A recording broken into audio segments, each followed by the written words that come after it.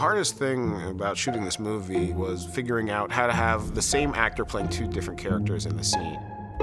This film was such a challenge because I never met my scene partner.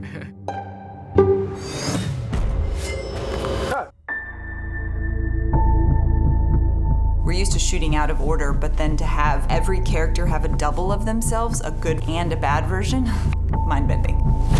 There was a girl and a shadow. The two were connected. Working opposite as Adelaide or to Adelaide as the other. I was really quite nervous about that and confused and concerned with how that was going to work. You have to go through an entire process of wardrobe and makeup to get the characters sort of turned over. So that means you generally have to do one side in one day and then flip.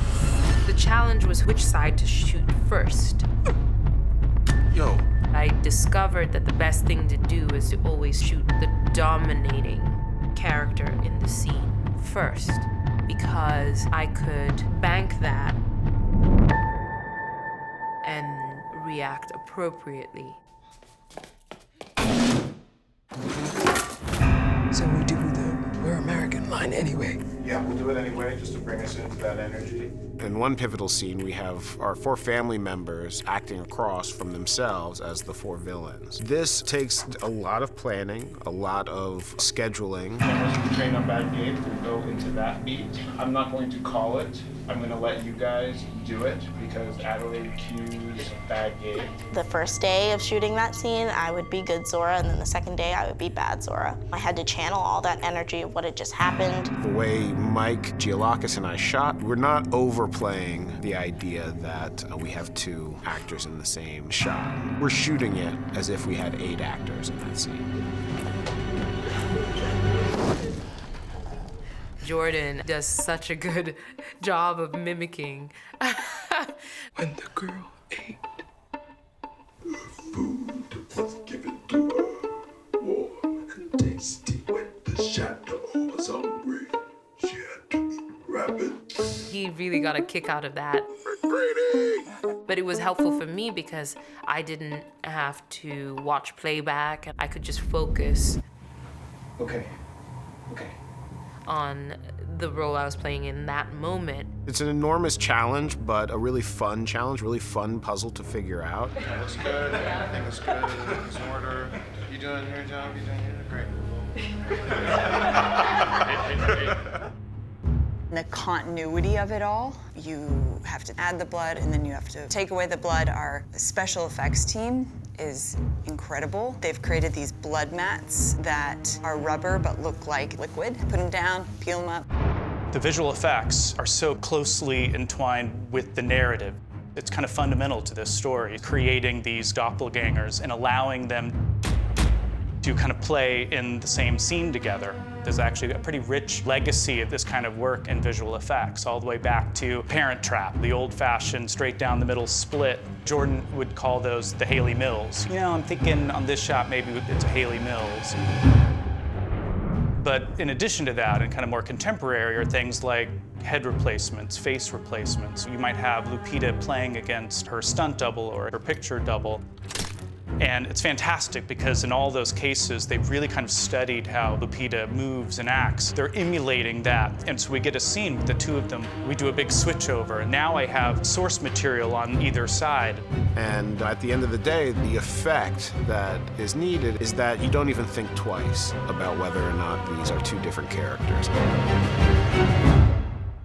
The look of the tethered is probably the most important design choice we could make. This is our monster. A lot of those decisions was creating an iconic look that utilized very grounded elements, not going too fantastical or over the top, but allowing them to be people. What Scott and Tim did with makeup is pretty special. We looked at the practical part of what the doppelgangers were. They live underground. They live this crazy life where they have no real control over their actions. And we thought, how would that manifest itself physically? These are people who have been deprived of sunlight. We took their eyebrows away, sort of sunk their eyes. Jordan looked at the designs and said, let's make them a little bit subtle vampires. And so we pushed some of the looks a little bit further. There are a few prosthetics. We have a full burn scar on the character played by Evan. That idea certainly had its own development. At first, Jordan wanted it to look like he had had small burns over the course of his life, and then he decided, no, this is going to be the result of one big burn.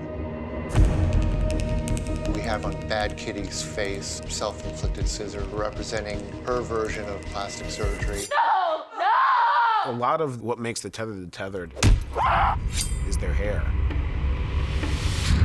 On either side of the tether, Camille really created some iconic looks. There tended to be a little less personal care involved in the doppelgangers. Winston has a nice groomed beard. His bad doppelganger just has this biblical beard. The choice of putting Adelaide in sister locks, I haven't seen a central character wearing sister locks, and I think that alone is an important piece of film history, to get real black women's hairstyles represented in film and in lead roles. It's our time now. The red jumpsuit. Just the idea of being able to utilize a flash of red going by in the darkness to signify your monster. There's some allusions to some classic horror characters, like your Michael Myers, Freddy Krueger. On top of it, there's a connotation of escaped prisoner. There's also a cultish element.